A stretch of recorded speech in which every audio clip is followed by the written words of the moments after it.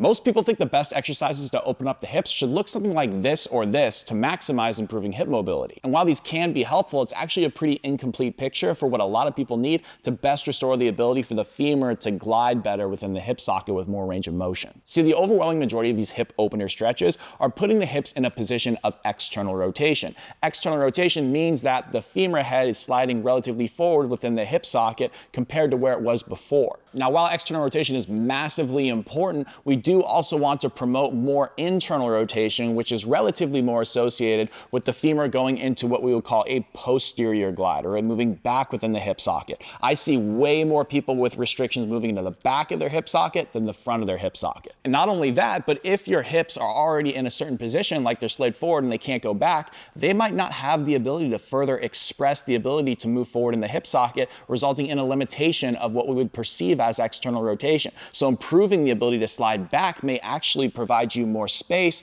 to then slide forward again. So these can also actually improve not only internal rotation mobility, but external rotation, just by nature of giving you more space to move. Here are two great starting exercises that will help your femur glide better back within the hip socket. This first one is more passive. You're gonna start in this all-fours position with your hands underneath your shoulders, knees underneath your hips. The side that stays on the ground is the side that you're gonna stretch out the back of the hip with. So you're gonna take the passive leg and you're gonna hook that knee around the mid-ish shin range right there. You're gonna drop that knee to the ground. Now, initially, you may feel stretch in the back of your hip, and that's great. You can just hang out here. Or what you can do is drop down to your elbow on that same side, the left side, and you might get an increased stretch. You never ever wanna feel this in the front of your hip. So if you do, go back up to here and work your way down over time. But if you want to improve this stretch even more, you could take your other side, passive side, and reach it overhead slowly.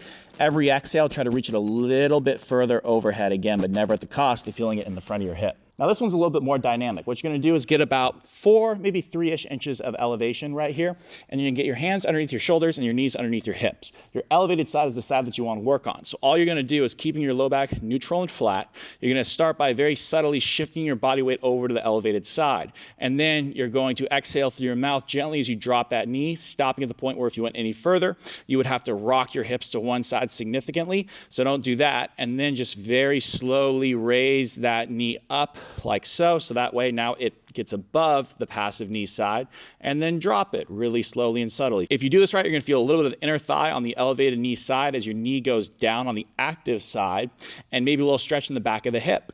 And then you're gonna go up and you're gonna feel like that stretch and activation goes away, and you're gonna dynamically move in and out of this position for about 2 to 3 sets of 15 reps.